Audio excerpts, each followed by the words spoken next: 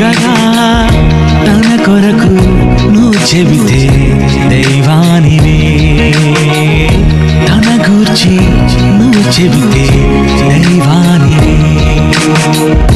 నీ కొరకు చూశాడు ఆ దేవుడే, నీ కొరకు చూశాడు ఆ దేవుడే. ప్రభునందు ప్రియమైన దేవుని పిల్లరా, క్రైస్తవులు ఎలా ఉండాలి అనేటువంటి ఈ అంశాన్ని మనం జాగ్రత్తగా ఆలోచన చేస్తే, చేరి వచ్చిన దేవుని పిల్లలందరిలో చదువుకున్న వారు చాలామంది ఉన్నారు, కొంచెంగా చదువుకున్న వారు ఉన్నారు, లోక జ్ఞానాన్ని బాగా ఎరిగిన వారు ఉన్నారు, లోక జ్ఞానం తక్కువగా ఉన్నవారు కూడా ఉన్నారు. ప్రతి ఒక్కరు కూడా దేవుని మాటలను జాగ్రత్తగా వినే ప్రయత్నం చేద్దామండి. క్రైస్తవులు ఎలా ఉండాలి? నేటి క్రైస్తవ సమాజాన్ని మనం ఆలోచిస్తే, ప్రతి ఆదివారం చర్చికి వెళ్ళి ప్రార్థన చేసుకొని పాటలు పాడి వాక్యాన్ని చదివి వాక్యాన్ని విని చిన్న కానుక ఇచ్చి సేవకునితో ప్రార్థన చేయించుకొని వచ్చేవారంతా క్రైస్తవులు అనుకుంటున్నారండి. లేకపోతే బుధవారం, మంగళవారం, శనివారం కూడా ప్రార్థనకు వెళ్ళి ఆరాధన చేసుకునే వారిని క్రైస్తవులు మనమని పిలుస్తూ ఉన్నామండి. ఇంకా కొంతమందిని చూస్తే ఉపవాస ప్రార్థనలు పెట్టుకుంటున్నారు, ఆల్ నైట్ ప్రేయర్ పెట్టుకుంటున్నారు, బైబిల్ తరగతులు పెట్టుకుంటున్నారండి. ఇలా ఉపవాస ప్రార్థనలకు వెళ్ళి ఆల్ నైట్ ప్రేయర్లో కూర్చొని బైబిల్ తరగతులు విని వస్తున్న వారంతా కూడా క్రైస్తవులని ఈనాడు సమాజం అంతా అనుకుంటుందండి. ఒక మాటలో చెప్పాలంటే, ప్రార్థనకు చర్చికి వెళ్ళే ప్రతి వారు క్రైస్తవులేనా అని మనం ఆలోచిస్తేనండి, పండుగకు సభలకు కూడా అనేక మంది చర్చికి రావటం మనం చూస్తూ ఉంటాం. పండుగలో కొన్ని పదుల సంఖ్యలో, వందల వేల సంఖ్యలో కూడా ఆ పండుగ రోజు మాత్రం మనకి ఆ చర్చిలో ఎక్కువ మంది మనకు కనిపిస్తూ ఉంటారండి. ఇక సభలు పెడితే సభల్లో కూడా కొన్ని వందల మంది కనిపిస్తారు. మరి వీరంతా కూడా సభలకు వెళ్ళినా, ఆరాధనలకు వెళ్ళినా, పండుగలప్పుడు వెళ్ళిన వారంతా క్రైస్తవులేనా అనేటువంటి విషయాన్ని మనం ఆలోచిస్తేనండి, బైబిల్ చంకలో ఉన్నంత వరకు చాలామంది దేవుని సన్నిధికి వెళ్ళిన తర్వాత చాలా నెమ్మదిగా మనకు కనిపిస్తారు. ఆ బైబిల్ తీసుకెళ్ళి ఇంటిలో పెట్టిన తర్వాత మరి వాళ్ళ జీవితాన్ని ఏ విధంగా అయితే లోకంలో బ్రతుకుతున్నారో అదే జీవితంలో భాగంగా వ్యర్థమైన మాటలు కూడా ఈనాడు మాట్లాడేవారు అనేక మంది మనకు కనిపిస్తూ ఉన్నారు. అంటే దేవుని సన్నిధిలో ఒకలా ఉండి బయటకు వచ్చిన తర్వాత మరొకలా ప్రవర్తించే వారంతా క్రైస్తవులేనా అని ఈరోజు మనం ఆలోచన చేసే ప్రయత్నం చేద్దామండి.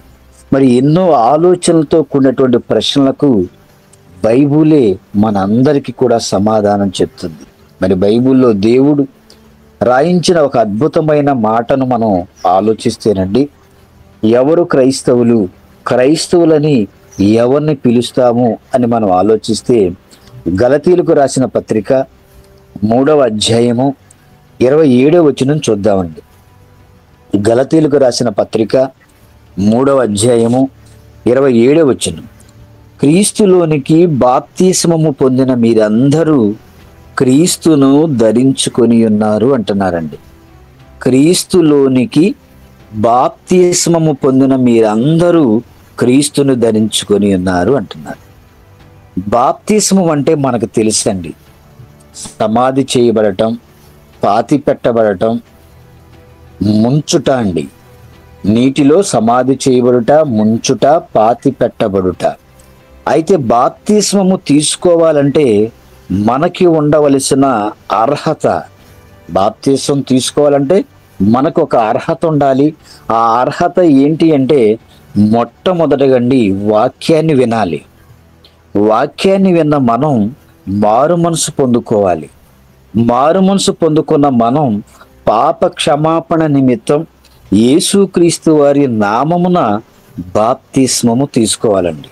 ఇలా బాప్తిస్మము తీసుకున్న ప్రతి ఒక్కరు కూడా ఎలా పిలువబడుతున్నారంటే, క్రీస్తులోనికి బాప్తిసం పొందిన మీరందరూ క్రీస్తును ధరించుకొని ఉన్నారంటే క్రీస్తు వారి బోధలు, క్రీస్తు వారి మాటలు, క్రీస్తు వారిలో ఉన్నటువంటి స్వభావాన్ని, క్రీస్తు వారిలో ఉన్నటువంటి లక్షణాలను మనమంతా పాటించేవారిగా ఉన్నట్లయితే మనలందరినీ కూడా క్రైస్తవులుగా పిలుస్తారండి. ఒక మాటలో చెప్పాలి అంటే క్రీస్తులోనికి బాప్తిసం పొందిన వారే క్రైస్తవులు. క్రీస్తు రక్తములో కడగబడిన వారే క్రైస్తవులండి. క్రీస్తు రక్తములో కడగబడిన వారు, క్రీస్తులోనికి బాప్తిసం పొందని వారు అన్యజనులుగా ఈనాడు సమాజంలో పిలువబడుతూ ఉన్నారండి. అయితే కొంతమంది అనుకుంటారు, మా ముత్తాతలు క్రైస్తవులండి, మా తాతలు క్రైస్తవులండి, మా నాన్నలు క్రైస్తవులండి, మేము కూడా క్రైస్తవులమే అని మరి పిలిపించుకునేవారు కూడా మన సమాజంలో కొంతమందిని చూస్తూ ఉన్నామండి.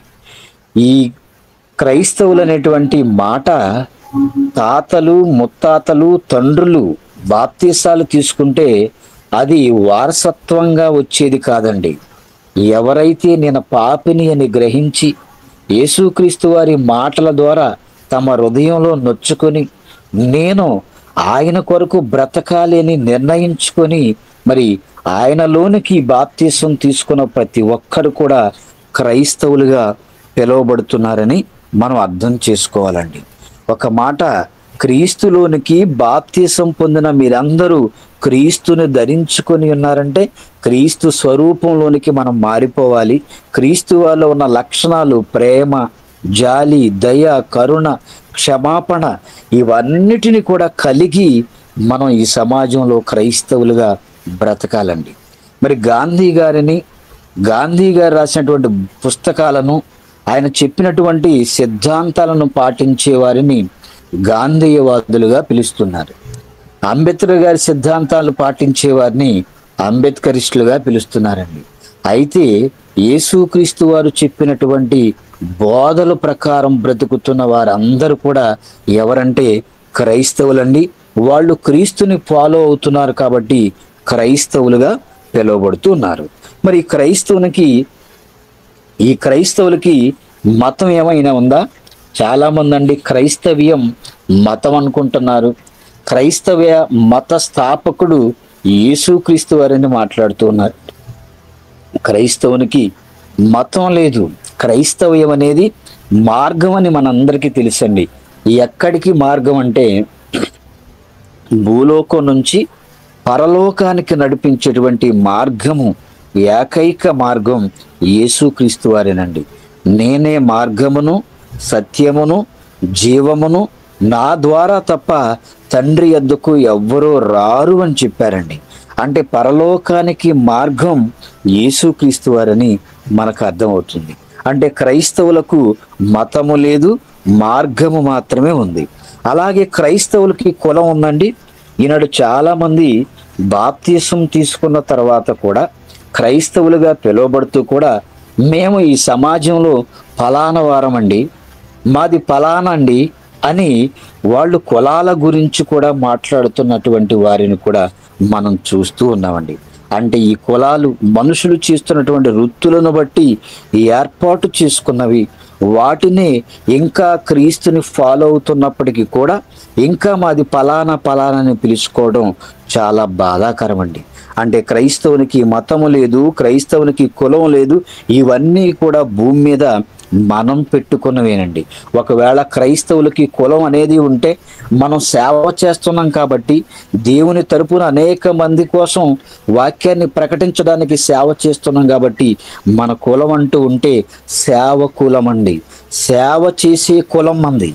దేవునికి సేవ చేస్తున్నాం కాబట్టి మన కులం సేవ కులం అని మనం పిలువబడాలి. కానీ ఈనాడు ఫలానా కులం అని అనేక మంది పిలుస్తూ ఉన్నారు.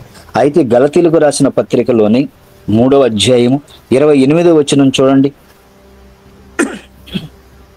గలతీయులకు రాసిన పత్రిక 3వ అధ్యాయము 28వ వచనం. ఇందులో యూదుడని గ్రీసు దేశస్థుడని లేదు, దాసుడని స్వతంత్రుడని లేదు, పురుషుడని స్త్రీ అని లేదు, యేసుక్రీస్తు నందు మీరందరూ ఏకముగా ఉన్నారు అంటున్నారండి.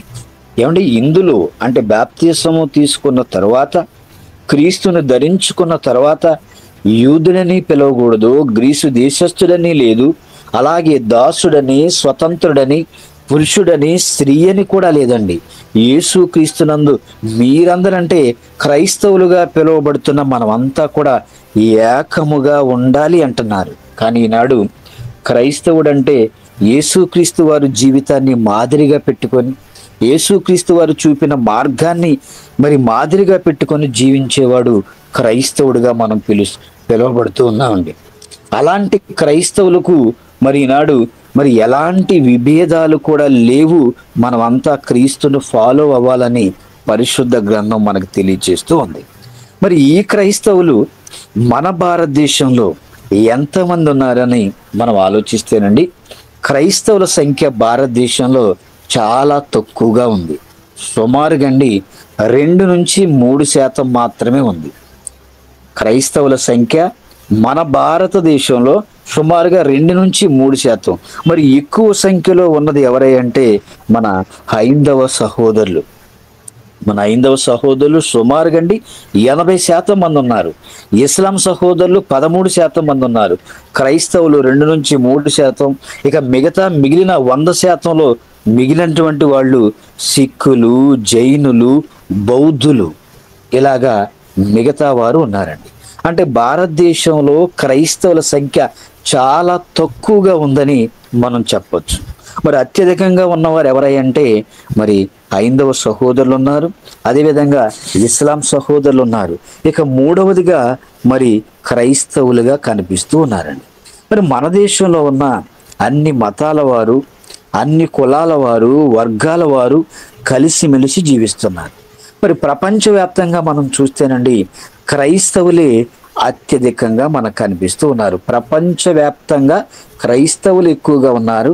భారతదేశంలో మాత్రం 2 నుంచి 3% మాత్రమే క్రైస్తవులు మనకు కనిపిస్తూ ఉంటారండి. అలాంటప్పుడు భారతదేశంలో బ్రతుకుతున్న క్రైస్తవులుగా పిలువబడుతూ బ్రతుకుతున్న మనం ఎలా ఉండాలి చెప్పండి? ఏమండి, ఈనాడు మనం సమాజాన్ని ఒకసారి ఆలోచిస్తే హిందువుల్లో భక్తులు ఉన్నారు, వారికి దేవాలయాలు ఉన్నాయి, దేవుళ్ళు దేవతలని పిలువబడేవారు కూడా ఉన్నారండి. వాళ్ళంతా చక్కగా వాళ్ళ దేవాలయాలకు వెళ్ళి పూజలు చేసుకుంటారు, మొక్కుబళ్ళు ఇస్తూ ఉంటారు. అదేవిధంగా కొన్ని కిలోమీటర్లు కూడా కాలి నడకతో వాళ్ళ భక్తిని మరి చాటుకోవడానికి, వాళ్ళ మొక్కుబడులను చెల్లించుకోవడానికి మరి కొన్ని పదుల సంఖ్యలో మరి కిలోమీటర్ల దూరం నడిచి కూడా వాళ్ళ దైవాల దగ్గరకు, వాళ్ళ దేవాలయాల దగ్గరకు వెళ్ళటం మనం చూస్తూ ఉంటామండి.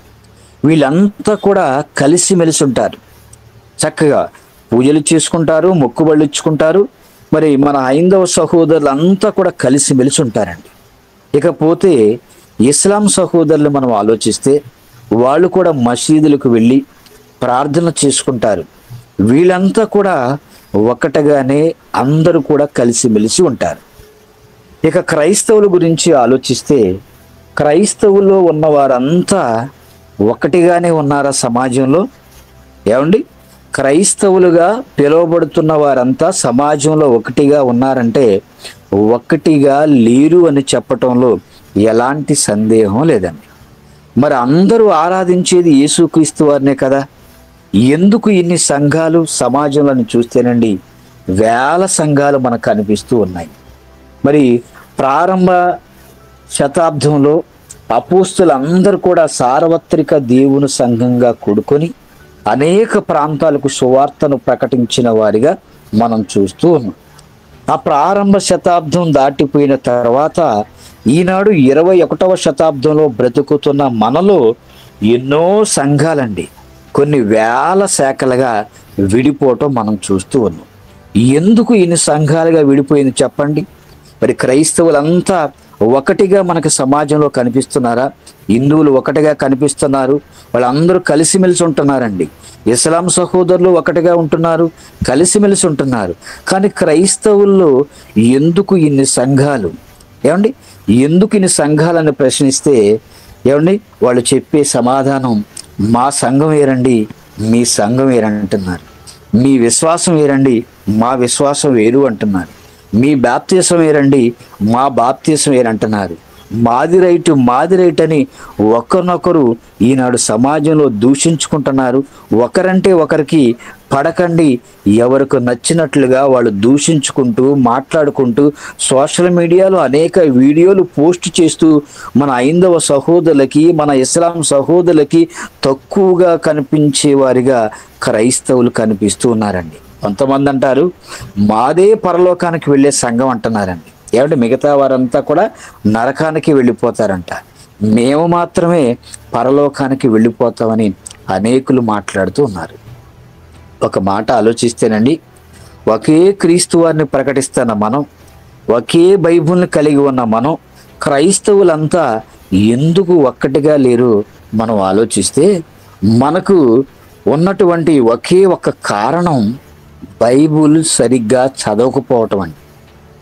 బైబిల్ని సరిగ్గా ఈనాడు క్రైస్తవులు చదవకపోవటం వల్లే ప్రపంచవ్యాప్తంగా చూస్తే కొన్ని వేల శాఖలుగా విడిపోయి మా సంఘం వేరు, మీ సంఘం వేరు అంటూ, విశ్వాసాలను బాప్తీసాలు కూడా వేరు అంటూ, ఇంకా చివరికి దేవుడు కూడా మీ దేవుడు పలానా, మా దేవుడు పలానా అని అనుకునేవారు కూడా మనకు కనిపిస్తున్నారు.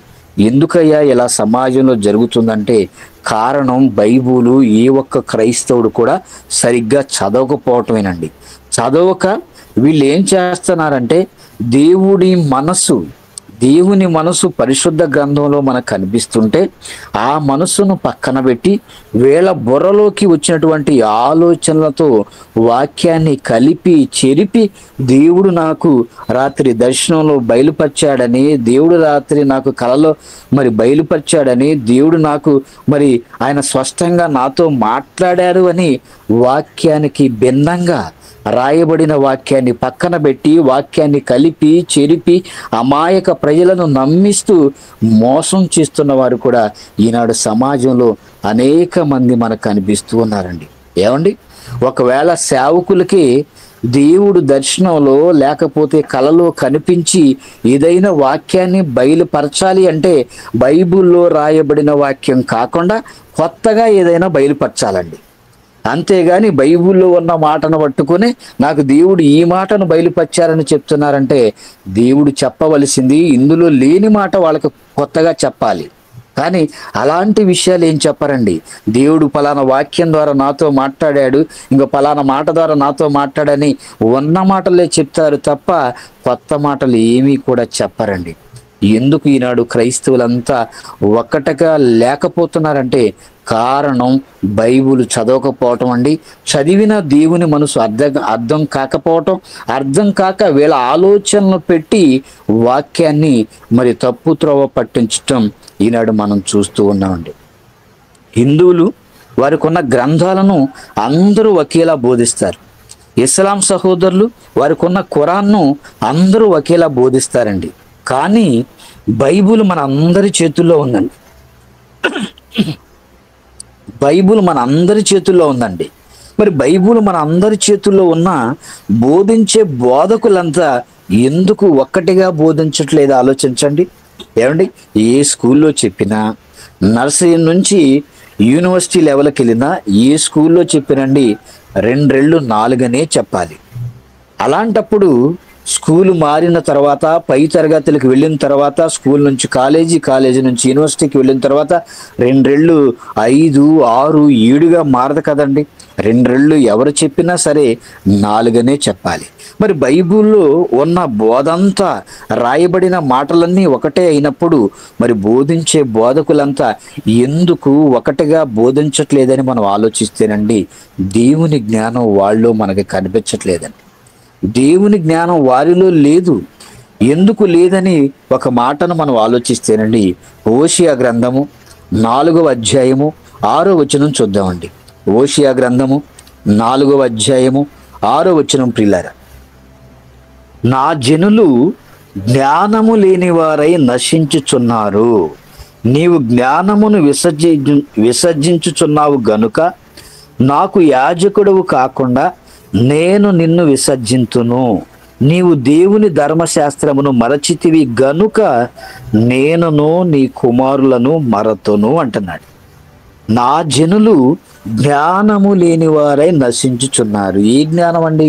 ఈ లోకంలో చాలామంది మన పిల్లల్ని కొన్ని వేల రూపాయలు, లక్షల రూపాయలు, కోట్ల రూపాయలు పెట్టి ఈ లోకంలో ఉన్నటువంటి జ్ఞానాన్ని మనం నేర్పిస్తున్నాం. నేర్చుకున్నవాడు పనికి మాలిన బూతు మాటలు ఈనాడు ఎంతమంది చూడండి, చదువుకున్న పిల్లలే ఎక్కువగా మాట్లాడుతూ ఉన్నారు. ఈ లోక జ్ఞానం నేర్చుకున్నవాడు సభ్యత, సంస్కారం లేకోకుండా పెద్దల మధ్యలోనే భయంకరమైన వ్యర్థమైన మాటలు మాట్లాడేవాడిగా ఉంటున్నారు. అంటే నా జనులు జ్ఞానము లేని వారే నశించిపోతున్నారంటే లోక జ్ఞానం అందరికీ ఉందండి, కానీ దేవుని జ్ఞానం మాత్రం ఈనాడు చాలా మందికి లేదండి. దేవుడు ఇక్కడ నా జనులు డబ్బు లేక, బంగారం లేక, భోజనం లేక, ఇల్లు లేక, వాళ్ళకి కావలసిన అవసరాలు లేక నశించిపోతున్నారని రాయించలేదండి. దేనికోసం రాయించాడంటే జ్ఞానము లేనివారై. అంటే క్రైస్తవునికి జ్ఞానం అవసరమా? ఏమండి, క్రైస్తవులకి జ్ఞానము లేకపోతే సువార్త ఎలా ప్రకటించగలరు చెప్పండి? అందుకనే భూమి మీద పుట్టిన దేవుని పిల్లలందరూ కూడండి కలిసిమెలిసి బ్రతకాలని దేవుడు అంటుంటే ఈనాడు సహోదరుల మధ్య ఐక్యత ఎక్కడుందో చెప్పండి? సహోదరుల మధ్య ఐక్యత కనిపిస్తుందా? క్రైస్తవులు ఎలా ఉండాలో ఎన్నో విషయాలు మనకు కనిపిస్తూ ఉంటాయండి. కొన్ని ప్రాముఖ్యమైనటువంటి విషయాల గురించి మనం ఆలోచన చేద్దాం. క్రైస్తవులు ఎలా ఉండాలో మొట్టమొదటిగా ఒక విషయాన్ని చూద్దామండి. కీర్తనల గ్రంథము 133వ అధ్యాయము 1వ వచనం చూద్దామండి. కీర్తనల గ్రంథము 133వ అధ్యాయము 1వ వచనం, సహోదరుల ఐక్యత కలిగి నివసించుట ఎంత మేలు, ఎంత మనోహరము అంటున్నాడు. క్రైస్తవులుగా మనం ఎలా ఉండాలి అంటే మొదటిగా ప్రాముఖ్యమైనటువంటి విషయంగా సహోదరుల ఐక్యత కలిగి నివసించుట ఎంత మేలు, ఎంత మనోహరము అంటున్నాడంటేనండి, ప్రపంచ క్రైస్తవులంతా ఐక్యత కలిగి బ్రతకటం ఎంత మంచిది, ఎంత మనోహరమని దేవుడు అంటుంటే ఈనాడు ప్రపంచంలో ఉన్న క్రైస్తవులంతా మేము కలవము అని మాట్లాడుతూ ఉన్నారండి. మరి నేటి క్రైస్తవ బోధకులు అంటున్నటువంటి మాట, మేము కలవము, మా బోధ మాదే, మా సంఘం మాదే, మా విశ్వాసం మాదే, మా బాప్తిసం మాదే, ఏమండి మాకు నచ్చినట్లుగా మేము చేసుకుంటాము అని ఎవరు కూడా కలిసేవారిగా ఈనాడు కనిపించడం లేదు. కానీ దేవుడు ఏం రాయించాడండి? ప్రపంచ క్రైస్తవులంతా ఐక్యత కలిగి దేవుడు మాట్లాడుతుంటే దేవుని మాట అంటే వీళ్ళకి భయం లేక, ఏమండి సంఘానికి ఒక బోధ పెట్టుకొని, ఆచారాలు సాంప్రదాయాలు పెట్టుకొని వాళ్ళ బోధ వేరు మా బోధ వేరంటూ ఒకరినొకరు దూషించుకుంటున్నటువంటి వారిని కూడా మనం చూస్తూ ఉన్నామండి. ఏమండి ఎవరు ఎక్కడ నిలబడి చెప్తున్నా బైబిల్లో ఉన్న విషయాలను మాత్రమే చెప్పాలి. ఏమండి అలా చెప్పకుండా ఈనాడు ఒకరికి నచ్చిన విధంగా, ఎవరికి నచ్చిన విధంగా వాళ్ళే ఈనాడు ప్రకటన చేసుకుంటూ ఉన్నారండి. అంటే యేసుక్రీస్తు వారు చెప్పినటువంటి మాటలు, ఆయన బోధలు ఈనాడు క్రైస్తవ సమాజానికి సరిగా అర్థం అయ్యాయి అంటే అర్థం కాలేదని మనం చెప్పవచ్చండి. కానీ నేడున్నటువంటి క్రైస్తవులు మరి యేసుక్రీస్తు వారి మాటను వినేవారిగా, పాటించేవారిగా ఎక్కడున్నారు చెప్పండి? సహోదరుల మధ్య ఐక్యత లేక ఈనాడు సమాజంలో దూషించుకుంటున్నారు. ఏమండి ఐక్యత అనేసరికి ఈనాడు ప్రపంచ క్రైస్తవుల మధ్య సరిగ్గా లేకపోవచ్చు కానండి, ఒక కథ మన అందరికీ తెలుసండి. సమాజంలో మనం చిన్ననాటి నుంచి ఎరిగి ఉన్నటువంటి కథ మనకు తెలుసండి. ఒక అడవిలో ఒక సింహం జీవిస్తూ ఉంది. అదే అడవిలో 4 ఎద్దులు కూడా జీవిస్తూ ఉన్నాయండి. ఈ 4 ఎద్దులు ఎప్పుడు కూడా ఐకమత్యంగా కలిసి సింహం వాటిపైకి దాడికి వచ్చినప్పుడు ఈ 4 ఎద్దులు కలిసి సింహాన్ని మరి పారదోలేవండి. అలాంటప్పుడు ఈ సింహం అనుకుంది, ఈ 4 ఎద్దులు నేను ఎప్పుడు తినాలి, వాటి మాంసాన్ని నేను ఎప్పుడు రుచి చూడాలని అది ఎదురు చూస్తూ ఉంది. అలా ఎదురు చూస్తున్నప్పుడు ఇవి ఐకమత్యంగా ఉన్నప్పుడు సింహం వాటి దగ్గరకు రాలేకపోయిందండి. అయితే ఈ ఎద్దుల మధ్య ఏవో సమస్యలు వచ్చాయి. కథ కాబట్టి, అది కల్పితం కాబట్టి ఎద్దుల మధ్య సమస్యలు వచ్చాయని చెప్తున్నానండి. మరి ఎద్దుల మధ్య సమస్యలు వచ్చాయి. సమస్యలు వచ్చినప్పుడు ఈ 4 ఎద్దులు ఒక్కొక్కటి విడివిడిగా మరి మేత మేయిచుండటం సింహం అనేది మరి చూసింది. చూసిన తర్వాత మొదటిగా ఒక ఎద్దు దగ్గరికి వెళ్ళిందండి. దాని మీద దాడి చేసింది. దానిని తినివేయటం జరిగింది. దాన్ని తినివేస్తుంటే మిగతా 3 ఎద్దులు నన్ను కాదు కదా అనుకుని వాటి మానాన అవి ఉండిపోయాయి. మొదటి ఎద్దును అలాగే తినేసింది, రెండవ ఎద్దును అలాగే తినేసింది అని 3, 4 మొత్తాన్ని అది తిన్నది. దాని కోరిక తీర్చుకున్నది. ఐకమత్యంగా లేకపోవటం వల్ల ఇవన్నీ కూడా చనిపోవటం మనం చూస్తూ ఉన్నామండి. అంటే ఐకమత్యమే మహాబలం అని పెద్దలు చెప్తూ ఉంటారు. ఇలా కథలోనే మనకి ఐకమత్యం మహాబలం అని చెప్తూ ఉన్నప్పుడు మరి ప్రపంచ క్రైస్తవులంతా కూడా ఐకమత్యంగా కలిగి దేవుని సువార్తను ఒకటిగా మనం ప్రకటించినట్లయితే ఎక్కడ ఎటువంటి విభేదాలు కూడా ఉండకుండా అందరు కూడా కలిసిమెలిసి ఉండేవారు కదండి. మరి అలా కలిసిమెలిసి ఉన్నారా? ఏమంటే ప్రవీణ్ కుమార్ పగడాల గారు చనిపోయినప్పుడు అనేక మంది క్రైస్తవ సంఘాల వారు స్పందించారు. క్రైస్తవ సమాజం అంతా స్పందించింది. కానీ కొంతమంది మాత్రం రాలేకపోయారండి. అంటే క్రైస్తవుల్లో ఐక్యత అనేది చాలా కొరతగానే మనకు కనిపిస్తూ ఉందండి. మొట్టమొదటిగా క్రైస్తవులు ఎలా ఉండాలంటే సహోదరుల ఐక్యత కలిగిన వారిగా క్రైస్తవులు ఉండాలండి. ఇక రెండో విషయం మనం చూస్తేనండి, మరి వీళ్ళు ఐక్యత లేకనే దూషించుకుంటున్నారు. ఎందుకు దూషించుకుంటున్నారంటేనండి, క్రైస్తవుల్లో ఏమి లేక దూషించుకుంటున్నారు. రెండవ విషయాన్ని మనం ఆలోచిస్తే మార్కు సువార్త 12వ అధ్యాయము 30-31 వచనం చూద్దామండి. మార్కు సువార్త 12వ అధ్యాయము 30-31 వచనం. నీవు నీ పూర్ణ హృదయముతోనూ, నీ పూర్ణ ఆత్మతోనూ, నీ పూర్ణ వివేకముతోనూ, నీ పూర్ణ బలముతోనూ నీ దేవుడైన ప్రభువును ప్రేమింపవలెనన్నది ప్రధానమైన ఆజ్ఞ. పూర్ణ హృదయం, పూర్ణ ఆత్మ, పూర్ణ వివేకం, పూర్ణ బలము అంటున్నారండి. మనం ఎప్పుడు కూడా అపరిపూర్ణంగానే దేవుని ఆరాధిస్తాము తప్ప పూర్ణమైనటువంటి హృదయంతో కానీ, ఆత్మతో కానీ, వివేకముతో కానీ, బలముతో మనం ప్రభువుని ఎప్పుడు కూడా ప్రేమించటం లేదండి. ఇక రెండవదిగా ఏం చెప్తున్నాడంటే, ఆజ్ఞకి ఇది ప్రధానమైన ఆజ్ఞ అయితే రెండవ ఆజ్ఞగండి, నీవు నిన్ను వలె నీ పొరుగు వారిని ప్రేమించాలి అని చెప్తున్నాడండి. మరి ఈనాడు క్రైస్తవులంతా నిన్ను వలె నీ పొరుగు వారిని ప్రేమించుకుంటే సహోదరులుగా ఐక్యతే కలిగి జీవించేవారు కదండి. ఆ ప్రేమ లేదు కాబట్టి ఈనాడు సహోదరుల మధ్య ఐక్యత అనేది మనకి కనిపించడం లేదండి. అంటే ఈ 2 ఆజ్ఞలలో ముఖ్యమైన ఆజ్ఞగా ధర్మశాస్త్రం అంతా కూడా ఒకే ఆజ్ఞగా ఈక్వల్ చేసినటువంటి ఆజ్ఞ ఏంటి అంటే, నిన్ను వలె నీ పొరుగు వారిని ప్రేమించాలి. ఏమంటే ధర్మశాస్త్రం అంతా ఈక్వల్స్ టు ఈ ఒకే ఒక ఆజ్ఞ అండి. నిన్ను వలె నీ పొరుగు వారిని ప్రేమించాలి. ఎంతమంది ప్రేమిస్తున్నారు చెప్పండి? మరి క్రైస్తవుడు ప్రేమ కలిగి ఉండాలండి. నిన్ను వలె నీ పొరుగువాడు అంటే నీ పక్క ఉన్నవారు కాదు, నీ ఊర్లో ఉన్నవారు కాదు, నీ పట్టణంలో, నీ జిల్లాలో, నీ రాష్ట్రంలో, నీ దేశంలో ఉన్నవారు కాదండి. భూమి మీద పుట్టిన ప్రతి ఒక్కరూ, వాళ్ళు హిందువులైనా, ఇస్లాం సహోదరులైనా, సిక్కులైనా, జైనులైనా, బౌద్ధులైనా, క్రైస్తవులైనా, ఎవరినైనా సరే మనం ప్రేమించేవారిగా ఉండాలి. మరి నేటి క్రైస్తవ్యంలో ఏమండి ప్రేమలు ఎక్కడ కనిపిస్తున్నాయి చెప్పండి? ద్వేషాలు తప్ప వాళ్ళ మధ్య ప్రేమలు కనిపించడం లేదండి. ఎందుకు ప్రేమలు కనిపించడం లేదంటే, ఒక ఉదాహరణ మనం చూస్తేనండి, మనమంతా కూడా ఒకే ప్రాంతంలో నివసిస్తూ ఉంటాం. ఒకే గ్రామంలో ఉన్నాం అనుకోండి. కాసేపు ఒకే గ్రామంలో నివసిస్తున్న మన బంధువులు ఉంటారు, మన రక్త సంబంధికులు ఉంటారు, మన స్నేహితులు ఉంటారు, మన ఆత్మీయులు ఉంటారు. ఒకే గ్రామంలో ఉన్నప్పుడు ఒకే గ్రామంలోనే మరలా 3-4 సంఘాల వాళ్ళు ఉంటారండి. అలాంటప్పుడు ఏదైనా ఒక సంఘం వాళ్ళు మనల్ని వాళ్ళ ఇంట్లో కృతజ్ఞత కూడికకు మనల్ని పిలిచినప్పుడు అండి, మనం వెళ్ళాలా లేదని ఆలోచిస్తాం. మనం కూడా క్రైస్తవులమేనండి. మళ్ళీ బాప్తీసం తీసుకొని క్రైస్తవులుగానే మనం పిలువబడుతున్నాం. వాళ్ళు వేరే సహవాసం కదా, నేను ఎందుకు వెళ్ళాలి?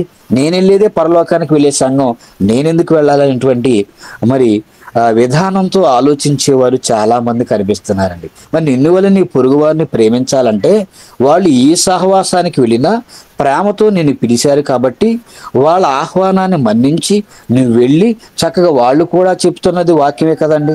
వాళ్ళు చెప్పే వాక్యం ఏదో ఒక మాట నీకు నీ హృదయానికి అది అవసరమైన మాటగా ఉంటుంది కదా. కాబట్టి వెళ్ళి ఆ వాక్యాన్ని విని వాళ్ళు పెట్టింది తిని చక్కగా వాళ్ళని పలకరించి వస్తే మరలా మనం పెట్టినప్పుడు మనం పిలిచినప్పుడు మన ఇంటి దగ్గరికి వచ్చే అవకాశం ఉంటుందండి. కొంతమంది ఉంటారండి, ఎవరు పెట్టినా వెళ్ళరండి, వాళ్ళు వెళ్ళే సహవాసానికి మాత్రమే వెళ్తారు. ఎవరు పిలిచినా వెళ్ళరండి, ఎవరితో కూడా ప్రేమలుగా ఉండరు. అలాంటప్పుడు నీ ఇంట్లో ప్రార్థన పెడితే అనేక మంది గ్రామస్తులను పిలిస్తే ఎవరు వస్తారు చెప్పండి? ఈనాడు ఎవరు కూడా అలాగే చాలా మంది మనకు సమాజంలో కనిపిస్తాయి. ఎందుకంటే మా సంఘం ఆ గీత దాటి వెళ్ళిపోకూడదు అన్నట్లుగా, ఈ గీత దాటి వెళ్ళిపోతే మా సేవకులు ఒప్పుకోరు అన్నట్లుగా చాలా మంది అలాగే పరిమితం అయిపోతున్నారండి. అలా ఉన్నవాళ్ళు నిన్ను వలె నీ పొరుగు వారిని ప్రేమించాలంటే ఎక్కడ ప్రేమించాలి చెప్పండి? మనం అంతా క్రీస్తు వారిని ఆరాధిస్తున్నాం, ఒకటే బైబిల్ను బోధిస్తున్నాం, ఒకటే మార్గం మనందరికీ పరలోకానికి వెళ్ళటానికి. అయినప్పటికీ కూడా ఎందుకు విభేదాలు చూపిస్తున్నారంటేనండి, వీళ్ళకి దేవుడు సరిగ్గా అర్థం కాలేదండి. అర్థం కాలేదు కాబట్టి వాళ్ళ మధ్య సహోదరుల ఐక్యత లేదు. అర్థం కాలేదు కాబట్టి వారు ఒకరంటే ఒకరిని ప్రేమించుకోవడం లేదండి. ఇక మరొక మాట చూస్తేనండి, మరి ఈ ప్రేమలు కొంతమంది క్రైస్తవుల్లోనే లేకపోవటం వల్ల హిందువుల మనోభావాలను, ఇస్లాం సహోదరుల మనోభావాలను దెబ్బతీసే విధంగా మాట్లాడుతుంటేనండి క్రైస్తవుల పైన దాడులు జరుగుతున్నాయి. ఈనాడు బైబిల్ తగలబెడుతున్నారు, మా ప్రాంతాలకు రావద్దు అంటున్నారు. మరి హిందువులు, ముస్లింలు మరి వాళ్ళ దేవుళ్ళ జోలికి మనం పోకుండండి, మనం నమ్మిన దైవాన్ని, మనం నమ్మిన విశ్వాసాన్ని, మనం నమ్మిన క్రీస్తు, మనం నమ్మిన దేవుడు ఎంత గొప్పవాడు ఈనాడు ప్రకటించాలే తప్పండి మరి హిందువుల జోలికి, ఇస్లాం సహోదరుల జోలికి పోకుండా వారిని కూడా ప్రేమిస్తూ మనం నమ్ముకున్న దైవం గురించి అనేక మందికి ప్రకటించేవారిగా ఉండాలి. ఇక మరొక విషయాన్ని చూస్తేనండి, క్రైస్తవులండి ఏ పలహారం పెట్టినా మరి హిందువులు, ఇస్లాం సహోదరులు తీసుకుంటారు. కానండి మరి వాళ్ళు పెడితే క్రైస్తవులు మాత్రం తీసుకోరండి. ఏమండి? మరి వాళ్ళు ఏమనుకుంటున్నారు? ఏమండి మీరు పెడితే మేము తీసుకుంటున్నాం కదా, మరి మేము పెడితే మీరు తీసుకోవట్లేదు ఎందుకని మనల్ని కూడా ప్రశ్నిస్తారు కదండి. మనం చిన్ననాటి నుంచి ఇప్పటి వరకు మన సమాజంలో బ్రతుకుతున్నామంటే మన స్నేహితులందరూ క్రైస్తవులైనా? హిందువులు ఉన్నారు స్నేహితులు, అదేవిధంగా ముస్లిమ్స్లో ఉన్నారండి స్నేహితులు. ఏమంటే వాళ్ళు వివాహాలకు, అదేవిధంగా వాళ్ళ ఇంట్లో జరిగే ఫంక్షన్లకు మనం వెళ్తాం, మన ఇంట్లో జరిగే ఫంక్షన్లుగా మనం కూడా పిలుస్తామండి. కానండి ఫలానా చోట పెట్టినటువంటి మరి ఆహార పదార్థాలని మేము తీసుకోమని క్రైస్తవులు మాట్లాడుతూ ఉన్నారండి. ఒకవేళ నీకు తీసుకునే మనసు లేకపోతే తీసుకోనని ప్రేమగా చెప్పాలి. అయితే దేవుడు చెప్పిన మాట అంటేనండి, విగ్రహం అనేది ఒట్టిది అన్నాడు. ఆ విగ్రహాలకు ఏమర్పించినా సరే అందులో ఏముండదు కాబట్టి, ప్రకృతిలో నేను చేసినటువంటి పదార్థమే కాబట్టి ఒకవేళ అపవిత్రపరచబడి ఉంది అంటే దాన్ని నువ్వు ప్రార్థన చేసుకొని మరి తినమని చెప్పాడు. లేకపోతే బలవంతుల దగ్గర, బలహీనుల దగ్గర ఏ విధంగా నువ్వు మరి జీవించాలని కూడా చక్కగా చెప్పాడండి. కానీ ఇలా వాళ్ళకు అర్థమయ్యే విధంగా చెప్పకుండా మీ విగ్రహాలు మరి ఒట్టిదేనండి, అవి కళ్ళున్నా, చెవులున్నా, ముక్కున్నా ఏ పని చేయదని మరి వాళ్ళ దేవుళ్ళు, దేవతలను దూషించేవారిగా ఈనాడు క్రైస్తవులు కొంతమంది మాట్లాడుతూ మరి దెబ్బలు తినేవారిగా కూడా మనకు కనిపిస్తూ ఉన్నారండి. ఏమండి వీళ్ళందరినీ ఒక ప్రశ్నిస్తే పౌలు గారి కంటే మనం గొప్పవారమా? పౌలు గారండి అన్ని విషయాలలో అందరినీ మెప్పిస్తూ అందరి వాడిగా ఉన్నారండి. కానీ మనం మాత్రం కొందరి వారిగానే ఉంటూ కొంతమందిని మన సహోదరుల్ని దూరం చేసుకుంటూ ఉన్నారండి. అంటే బలమైన విశ్వాసం కలిగిన మనం బలహీనుడి దగ్గర తినొద్దని చెప్పాడు. కానీ మరి ఏ విషయంలో మనం బలవంతుల దగ్గర, బలహీనుల దగ్గర ఏ విధంగా ఉంటున్నాం చెప్పండి? పౌలు గారు వలె అన్యజనులకు మనం తెలివిగా సువార్త ప్రకటించి వారిని మార్చాలండి. ఈనాడు మన క్రైస్తవ సమాజంలో చూస్తే మరి పలానా హైందవ సహోదరులు, ఇస్లాం సహోదరులు పెట్టినటువంటి మరి కొన్ని పదార్థాలను తీసుకోవడానికి వీళ్ళు ఇష్టపడరండి. సరే వీళ్ళకి ఇష్టం లేకపోతే తీసుకోనని ప్రేమగా చెప్పాలి, కానీ వాళ్ళని విమర్శించే విధంగా మనం మాట్లాడకూడదండి. మాట్లాడితే మనకు వాళ్ళ మధ్య ప్రేమ లేనట్టే.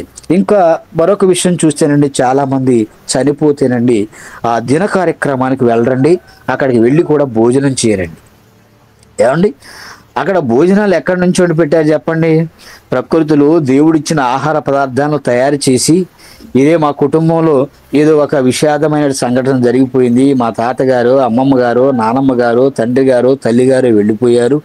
కాబట్టి మొదటి రోజు మీరు చూడటానికి వచ్చిన మీరు అప్పుడు మేము మంచిగా ఆహార పదార్థాలు వండి పెట్టలేకపోయాం, బాధలో ఉండి. ఇప్పుడు మా బాధ అంతా తీరిపోయింది అన్నట్టుగా ఎన్నో రకరకాల వంటకాలతో పెడతారండి. అలాంటప్పుడు వెళ్ళి ఆ బాధల్లో ఉన్న వారిని ఒక ముద్ద తినేసి ఆదరించి ఓదార్చి రావలసిన మేము పలానా దిన కార్యక్రమానికి వెళ్ళమండి, అక్కడ భోజనాలు చేయమండి. ఏమంటే అలా అనుకున్నప్పుడు అండి మన ఇంట్లో కూడా జరుగుతుంది కదండి. మన ఇంట్లో జరుగుతున్నప్పుడు మనం వాళ్ళని పిలిచినప్పుడు మనం వెళ్ళకపోతే వాళ్ళు ఎలా వస్తారు చెప్పండి. ఇవన్నీ కూడా అండి లోకంలో కొన్ని ఆచారాలు మన దేశంలో బ్రతుకుతున్నప్పుడు కొన్ని ఆచారాలు మనం పాటించవలసిన వారమై ఉన్నామండి.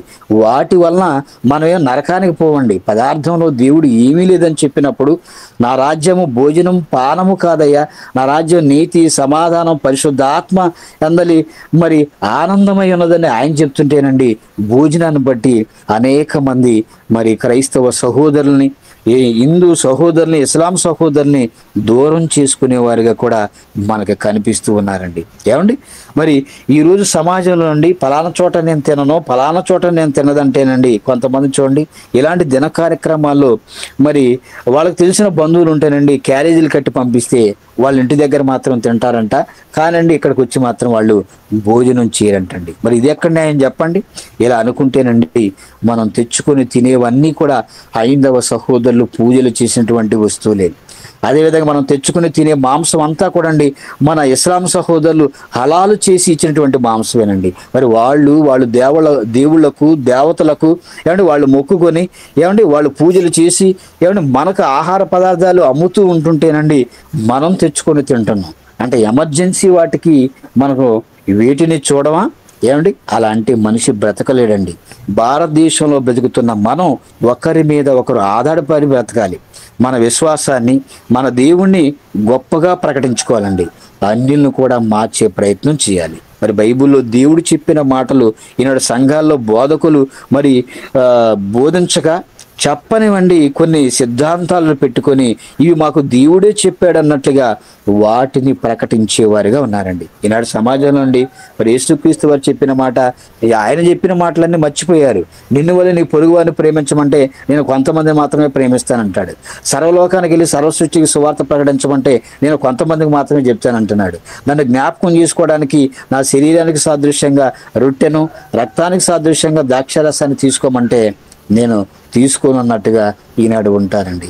అంటే క్రీస్తు వారు చెప్పినవి చేయకుండా వీళ్ళకు నచ్చినవి మాత్రమే ఈనాడు చేస్తూ ఉన్నారండి. అంటే రెండవ విషయంగా క్రైస్తవులు ఏమిలే చెప్పండి, ప్రేమలు అనేవి మనకి కనిపించటం లేదండి. ఇక మూడవ మాటగా క్రైస్తవులు ఎలా ఉండాలని మనం చూస్తేనండి లూకాసు వార్త 23వ అధ్యాయము 34వ వచనం చూద్దామండి. లూకాసు వార్త 23వ అధ్యాయము 34వ వచనం. యేసు, తండ్రి వీరేమి చేయుచున్నారో వీరు ఎరుగరు గనుక వీరిని క్షమించమని చెప్పాను. వారు ఆయన వస్త్రములు పంచుకొనుటకై చీట్లు వేసిరి అంటున్నారు. ఇక్కడ యేసుక్రీస్తు వారు ఉన్న పరిస్థితి అండి చాలా భయంకరం అండి. ఈయన సిలువపై వేలాడుతూ తండ్రి వీరేమి చేయుచున్నారో వీరు ఎరుగరు గనుక వీరిని క్షమించమని ఆయన ప్రార్థన చేస్తూ ఉన్నాడండి. అంటే ఈనాడండి మనం సంఘంలో చూస్తే మన పట్ల సహోదరులు ఎవరైనా ఏదైనా తప్పిదములు చేసినా క్షమించే వారిగా మనం ఉన్నామా? కుటుంబంలో మన పిల్లలు, భార్య, భర్త ఎవరైనా తప్పు చేస్తే క్షమించేవారిగా ఉన్నామా? సమాజంలో మన స్నేహితులు, మన ఆత్మీయులు, మన బంధువులు ఎవరైనా మన పట్ల ఏదైనా అన్యాయము, మోసము, అబద్ధము ఇంకా మరొకటి చేస్తే వారిని క్షమించే వారిగా మనం ఉన్నామని చెప్పండి. మన వైపు తప్పున్నా ఒప్పుకునే పరిస్థితి మనకు కనిపించదండి. ఏమండి క్రైస్తవులుగా ఎలా ఉంటే మనం ఎదుటివారిని ఎలా క్షమించగలం చెప్పండి? ఆనాడు యేసుక్రీస్తు వారు సిలువను వేసిన వారిని క్షమించమని ప్రార్థన చేశాడు. పక్కలో బల్లెపు పోటు పొడిచిన వారి గురించి ప్రార్థన చేశాడు. ఉమ్ము వేసిన వారి గురించి, అదేవిధంగా పిడిగుద్దులు గుద్దిన వారి గురించి, కొరడాలతో కొట్టిన వారి గురించి, వీళ్ళంతా ఏమి చేస్తున్నారో వీళ్ళకి తెలియదు కాబట్టి వీరిని క్షమించమని ప్రార్థన చేశాడండి. ఎంత గొప్ప మనసు చెప్పండి. మరి క్రైస్తవులుగా క్రీస్తును ఫాలో అవుతున్న మనం ఆయన చెప్పిన మాటలు పాటించే వారిగా ఉండాలి కదండి. ఏదండి సహోదరుల మధ్య ఐక్యత, ఏదండి మరి సహోదరుల మధ్య ప్రేమ, ఏదండి సహోదరుల మధ్య క్షమాపణ ఉందో లేదో మనము ప్రశ్నించే వారిగా ఉండాలండి. మూడవదిగా క్రైస్తవులు ఎలా ఉంటానంటే ఒకరినొకరు క్షమించుకునే విధంగా ఉండాలండి. ఇక మరొక మాట చూడండి క్రైస్తవులు ఇంకా ఎలా ఉండాలో. మరి ప్రపంచ క్రైస్తవులంతా ఐక్యత కలిగి ఒకరినొకరు ప్రేమించుకుంటూ ఒకరినొకరు క్షమించుకుంటూ వాక్యాన్ని ప్రకటించే వారిగా ఉండాలండి. అంటే క్రీస్తు వారు ఈ లోకానికి రావడానికి ఎన్నో కారణాలు ఉన్నాయి. ఆ కారణాలలో ఒక కారణం అండి ఆయన సువార్తను ప్రకటించడానికి ఈ లోకానికి వచ్చారండి. లూకా సువార్త 4వ అధ్యాయము 43వ వచనం చూద్దామండి. లూకా సువార్త 4వ అధ్యాయము 43వ వచనం. ఆయన నేను ఇతర పట్టణములలోనూ దేవుని రాజ్య సువార్తను ప్రకటింపవలెను, ఇందు నిమిత్తమే నేను పంపబడితినని వారితో చెప్పాను. శిష్యులతో చెప్తున్నారండి. నేను ఇతర పట్టణాల్లోనికి వెళ్ళి దేవుని రాజ్య సువార్తను ప్రకటించాలి. ఇందు నిమిత్తమే నేను రావడానికి కారణమే సువార్త ప్రకటించడానికని యేసుక్రీస్తు వారు మాట్లాడుతున్నారు. వచ్చిన ఆయనండి మరి 12 సంవత్సరాల వయసు నుంచే మరి తండ్రి పనుల మీదుగా ఉన్నట్లుగా మనకు అర్థమవుతుందండి. ఆ మాట మనందరికీ కూడా తెలుసు. ఆయన వచ్చినటువంటి ఆయన మరి 12 సంవత్సరాల వయసులో నుంచే మరి యేసుక్రీస్తు వారు చక్కగా దేవుని పనిలో ఉన్నట్టుగా మనం చూస్తున్నాం. లూకా సువార్త 2వ అధ్యాయము 49వ వచనం అండి. లూకా సువార్త 2వ అధ్యాయం 49వ వచనంలో ఆయన మీరేలా నన్ను వెతుకుచుంటిరి, నేను నా తండ్రి పనుల మీద నుండవలనని మీరు ఎరుగరా అని వారితో అంటే తల్లిదండ్రులతో యేసుక్రీస్తు వారు చెప్పారండి. ఆయన సువార్త ప్రకటించడానికి ఈ లోకానికి వచ్చారు. ఆయన 12 సంవత్సరాల మరి ఆ వయసు నుంచే దేవుని పనిలో ఉన్నట్లుగా మనకు కనిపిస్తున్నారు. మనమండి బాప్తిసం తీసుకొని కొన్ని 10 సంవత్సరాలు అయిపోతాను, కానీ మనం సువార్త ఎక్కడ ఎక్కువగా ప్రకటిస్తున్నాం చెప్పండి. మనమే నేర్చుకోలేకపోతాను, అనేక మందికి మనమే చెప్పలేకపోతున్నాం అండి. అలాంటప్పుడు మనం ఎలా సువార్తను అనేక మందికి ప్రకటించగలం చెప్పండి. కాబట్టి ఇక్కడ ఈనాడు క్రైస్తవ బోధకులండి సువార్త ఎలా ప్రకటించాలో తెలియక మరి ఇతరుల దేవుళ్ళను దూషించి దెబ్బలు తింటున్నారండి. మరి క్రీస్తు వారు సువార్త ప్రకటిస్తే మన వాళ్ళండి కొంతమంది మరి సంఘాల్లో ఉన్న వారిని తిట్టే ప్రయత్నం చేస్తున్నారు. అదేవిధంగా సేవకులను కూడా కొంతమంది తిడుతున్నారండి. ఎక్కువసేపు చెప్తే ఎంతసేపు చెప్తారని తిట్టుకునేవారు ఉన్నారండి. అదేవిధంగా సంఘాల్లో నుండి మరి కొంతమంది సేవకులు దూషించేవారు కూడా మనకి సమాజంలో కనిపిస్తూ ఉన్నారు. బోధలో కూడా మరి సేవకులు బోధిస్తున్నప్పుడు వచ్చినటువంటి విశ్వాసుల్ని వాళ్ళ ప్రవర్తన సరిగా బాగలేకపోతే వ్యక్తిగతంగా వాళ్ళకి చెప్పలేకండి వాళ్ళను కూడా వాక్యంలో తిట్టేవారిగా కూడా మనకు కనిపిస్తూ ఉన్నారండి. అలాంటప్పుడు వారి మనోభావాలు మరి దెబ్బతింటాయి. సంఘానికి రాకోకుండా మానేసే ప్రయత్నం కూడా చేస్తారు. మరి వాళ్ళ బోధ వాళ్ళు చేసుకోవాలి. దేవుడు కాబట్టి తీర్పు తీర్చేది. దేవునికి అవకాశాన్ని ఇచ్చి మనం వాక్యాన్ని ప్రకటించుకుంటూ వెళ్ళిపోతేనండి నమ్మి బ్యాప్టిజం పొందినవాడు రక్షింపబడతాడు, నమ్మని వానికి శిక్ష విధింపబడును. కాబట్టి క్రైస్తవులు ఎలా ఉండాలంటేనండి సువార్తను ప్రకటించేవారుగా ఉండాలి. ఇంకా క్రైస్తవులు ఎలా ఉండాలని ఇంకా మరొక విషయాన్ని మనం ఆలోచిస్తే యోహాను సువార్త 8వ అధ్యాయము 46వ వచనం చూద్దామండి. యోహాను సువార్త 8వ అధ్యాయము 46వ వచనం.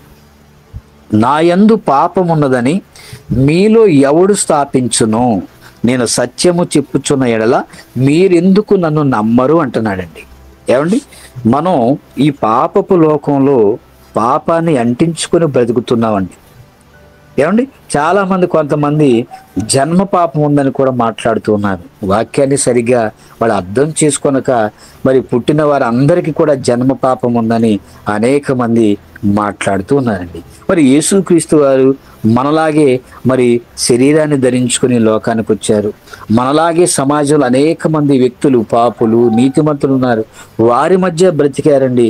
ఎలా బ్రతికారని మనం ఆలోచిస్తేనండి ఆయన ఎటువంటి పాపము లేనివాడిగా బ్రతికినట్లు మనకు అర్థమవుతుంది. నా యందు పాపమున్నదని మీలో ఎవడు స్థాపించునని ఆనాటి సమాజానికి సవాలు ఇచ్చినటువంటి మరి వ్యక్తిగా మరి యేసుక్రీస్తు వారు కనిపిస్తున్నారండి. కానీ మనం ఈ మాట మనం ఎవరితోనైనా మనం చెప్పగలం చెప్పండి? ఎందుకంటే మనలో అసలు లేని పాపం ఏంటి చెప్పండి? మనం చేస్తున్న పాపాలు మహాభయంకరమైనటువంటి పాపాలండి. అన్ని పాపాలు కూడా మనలోనే ఉంటాయి, కానీ మనం మళ్ళా క్రైస్తవులుగా పిలువబడుతూ ఉన్నామండి. అందుకని మనం ప్రతిరోజు ఏదో ఒక విషయంలో పాపంలో పడిపోతాం. కాబట్టి మన వ్యక్తిగత జీవితంలో ఎప్పుడు కూడా మనం పడుకోవడానికి ముందుగా ప్రార్థన చేసుకొని, ప్రభువా ఈరోజు నా చూపుల్లో, ఆలోచనలో, తలంపుల్లో, చేతల్లో, పనుల్లో ఎక్కడైనా నేను పాడైపోయి ఉంటే నన్ను క్షమించమని మనం ప్రార్థన చేసుకొని పడుకోవాలండి. ఏమండి, క్రైస్తవ జీవితం ఎప్పుడు కూడా క్షమాపణ క్షమాపణ క్షమాపణ. దేవుని దగ్గర ప్రతి విషయంలో మనం క్షమాపణ అడుక్కుంటూనే ముందుకు వెళ్ళాలండి. అంటే క్రైస్తవులు ఎలా ఉండాలంటే, యేసుక్రీస్తు వారు పాపపు లోకంలో పాపము లేకుండా ఎలా బ్రతికారు, క్రైస్తవులుగా మనం కూడా అండి పాపము చెయ్యని వారిగా, పాపానికి దూరంగా బ్రతికేవారిగా ఉండాలండి. ఇంకా క్రైస్తవులు ఎలా ఉండాలో మరొక మాట చూద్దాం. చూడండి, పేతురు గారు రాసిన మొదటి పత్రిక 4వ అధ్యాయము 1వ వచనం చూద్దామండి. పేతురు గారు రాసిన మొదటి పత్రిక 4వ అధ్యాయము 1వ వచనం. క్రీస్తు శరీరమందు శ్రమపడిన గనుక మీరును అట్టి మనసును ఆయుధముగా ధరించుకొనిడి అంటున్నాడు. యేసుక్రీస్తు వారు శరీరమందు శ్రమ పడ్డాడంటండి. గనుక మీరును అట్టి మనసును ఆయుధముగా ధరించుకొనిడి. దేవుని పని చేయటానికండి క్రైస్తవులు శరీరాన్ని కష్టపెట్టాలండి. మన పనులతో పాటుగా, మన ఉద్యోగాలతో పాటుగా, మనం ఏవైతే పనులు చేసుకుంటూ మన జీవనోపాధి కోసం, కుటుంబ పోషణ కోసం మనం కష్టపడుతున్నామో అలాగేనండి దేవుని పని చేయడానికి క్రైస్తవులు కూడా శరీరాన్ని కష్టపెట్టేవారిగా ఉండాలి. అంటే యేసుక్రీస్తు వారే శ్రమ పడ్డారు కాబట్టి మనం కూడా అండి ఆయన పనిలో ఉంటూ మరి మనం కూడా శ్రమ పడుతూ అనేకులకు వాక్యాన్ని ప్రకటించేవారిగా ఉండాలి. యేసుక్రీస్తు వారు శరీరం ఉన్నప్పుడు ఏ విధంగా కష్టపడ్డారో చూడండి. హెబ్రీయులకు రాసిన పత్రిక 5వ అధ్యాయము 7-8 వచనాలు చూద్దామండి. హెబ్రీయులకు రాసిన పత్రిక 5వ అధ్యాయము 7-8 వచనాలు. శరీరధారి అయ్యున్న దినములలో మహారోదనముతోనూ కన్నీళ్లతోనూ తన్ను మరణము నుంచి రక్షింపగలవానికి ప్రార్థనలు యాచనలను సమర్పించి భయభక్తులు కలిగి ఉన్నందున ఆయన అంగీకరించబడెను. ఆయన కుమారుడయుండియు తాను పొందిన శ్రమల వలన విధేయతను నేర్చుకొనెను. ఏమంటే యేసుక్రీస్తు వారు కూడా మనలాంటి శరీరాన్ని ధరించుకొని వచ్చారండి. ధరించుకొని వచ్చిన ఆయన మహారోదన, కన్నీళ్లు, ఏమండి తన్ను మరణము నుంచి రక్షింపగల వారికి ప్రార్థనలు యాచనలు సమర్పించండి. భయము భక్తి కలిగి ఉన్నందున ఆయన అంగీకరించబడ్డాడండి. మరి మనం కూడా అండి మరి క్రీస్తు కొరకు ఎన్నైనా నిందలు, అవమానాలు, శ్రమలు అన్నిటిని కూడా మనం భరించండి. మనము కూడా శ్రమ పడేవారిగా ఉండాలి. ఆయన శ్రమ పడ్డారు, మీరు కూడా శ్రమ పడాలని తెలియజేస్తున్నారండి. ఇక మరొక మాట చూస్తేనండి క్రైస్తవులు ఎలా ఉండాలో, ఏమండి క్రైస్తవులు ఎలా ఉండాలో మరొక మాట చూద్దాం. యోహాను సువార్త 13వ అధ్యాయము 14-15 వచనాలండి. యోహాను సువార్త 13వ అధ్యాయము 14-15 వచనాలు. కాబట్టి ప్రభువును బోధకుడునైన నేను మీ పాదములు కడిగిన ఎడల మీరును ఒకరి పాదములను ఒకరు కడగవలసినదే.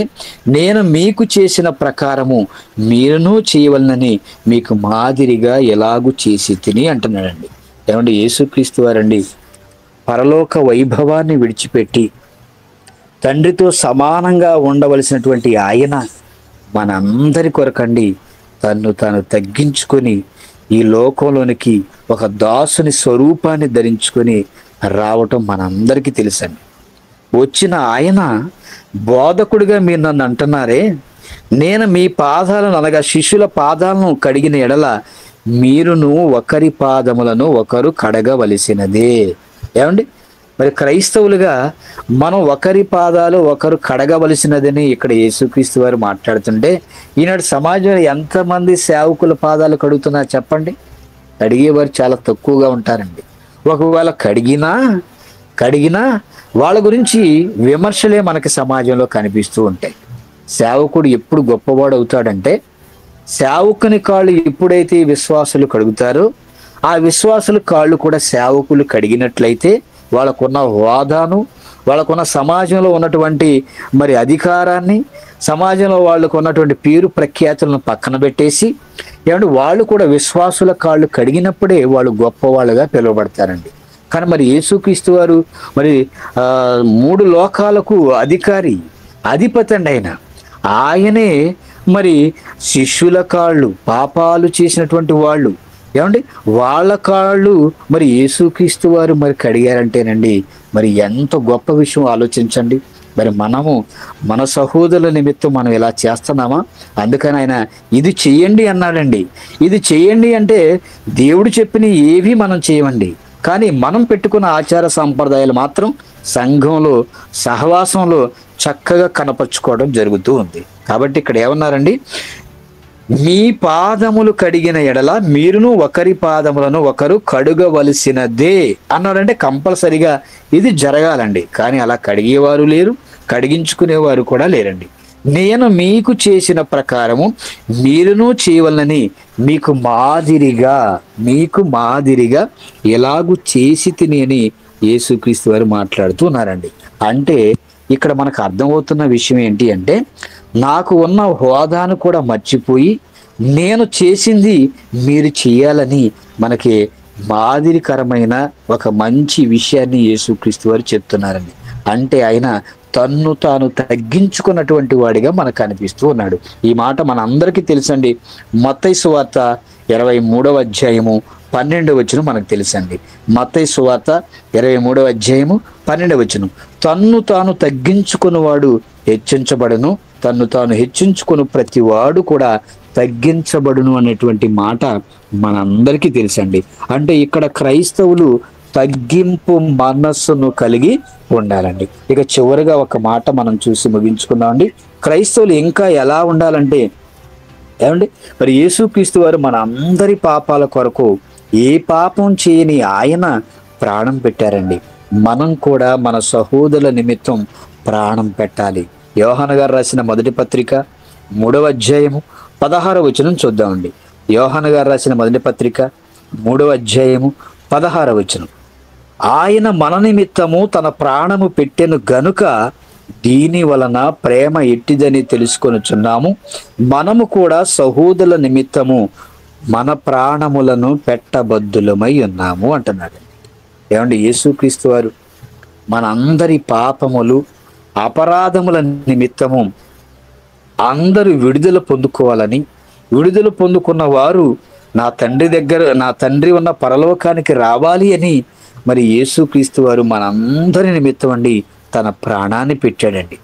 ప్రాణాన్ని పెట్టడం వలన ప్రేమ ఎట్టిదని మనకి తెలుస్తుంది.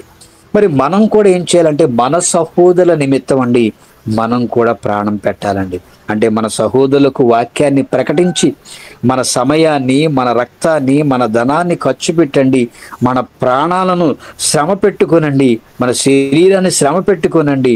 దేవుని కొరకు మనం కూడా వాక్యాన్ని అనేక మందికి ప్రకటిస్తూ ప్రాణం పెట్టబద్దులమై ఉన్నామండి.